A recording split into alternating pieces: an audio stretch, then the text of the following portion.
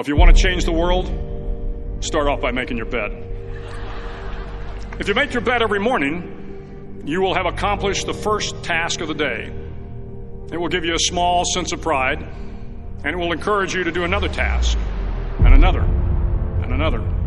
And by the end of the day, that one task completed will have turned into many tasks completed. Making your bed will also reinforce the fact that the little things in life matter. If you can't do the little things right, you'll never be able to do the big things right.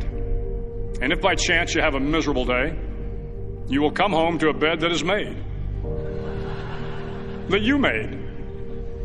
And a made bed gives you encouragement that tomorrow will be better. To pass SEAL training, there are a series of long swims that must be completed.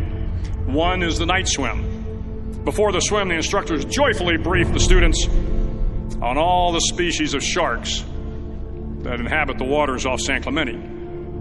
They assure you, however, that no student has ever been eaten by a shark, at least not that they can remember. But you are also taught that if a shark begins to circle your position, stand your ground. Do not swim away. Do not act afraid.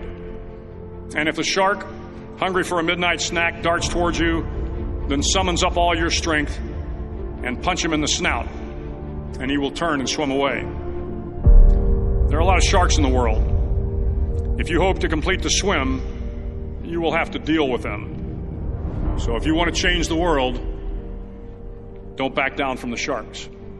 Over a few weeks of difficult training, my SEAL class, which started with 150 men, was down to just 42. There were now 6 boat crews of 7 men each.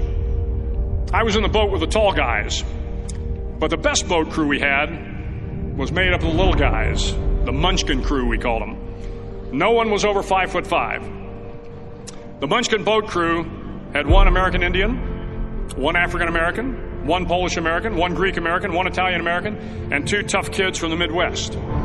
They out-paddled, outran, and outswam all the other boat crews. The big men in the other boat crews would always make good-natured fun of the tiny little flippers the Munchkins put on their tiny little feet prior to every swim. But somehow these little guys from every corner of the nation and the world always had the last laugh, swimming faster than everyone and reaching the shore long before the rest of us. SEAL training was a great equalizer. Nothing mattered but your will to succeed, not your color, not your ethnic background, not your education, not your social status. If you want to change the world, measure a person by the size of their heart, not by the size of their flippers. The 9th week of training is referred to as Hell Week. It is 6 days of no sleep, constant physical and mental harassment, and 1 special day at the Mud Flats. The Mud Flats are an area between San Diego and Tijuana where the water runs off and creates the Tijuana Sloughs, a swampy patch of terrain where the mud will engulf you. It is on Wednesday of Hell Week that you paddle down to the Mud Flats and spend the next 15 hours trying to survive the freezing cold, the howling wind, and the incessant pressure to quit from the instructors. As the sun began to set that Wednesday evening, my training class, having committed some egregious infraction to the rules, was ordered into the mud.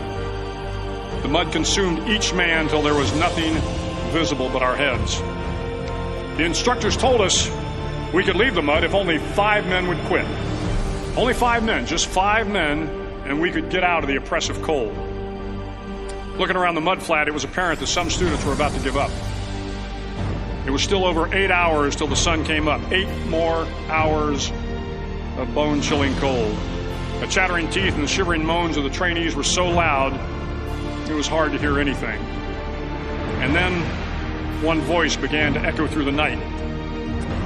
One voice raised in song. The song was terribly out of tune, but sung with great enthusiasm. One voice became 2, and 2 became 3, and before long, everyone in the class was singing. The instructors threatened us with more time in the mud if we kept up the singing, but the singing persisted, and somehow the mud seemed a little warmer, and the wind a little tamer, and the dawn not so far away. If I have learned anything in my time traveling the world, it is the power of hope. The power of one person, a Washington, a Lincoln, King, Mandela, and even a young girl from Pakistan, Malala. One person can change the world by giving people hope. So if you want to change the world, start each day with a task completed. Find someone to help you through life. Respect everyone. Know that life is not fair and that you will fail often. But if you take some risks, step up when the times are the toughest, face down the bullies, lift up the downtrodden, and never, ever give up.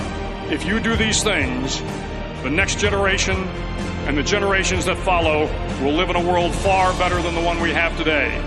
And what started here will indeed have changed the world for the better.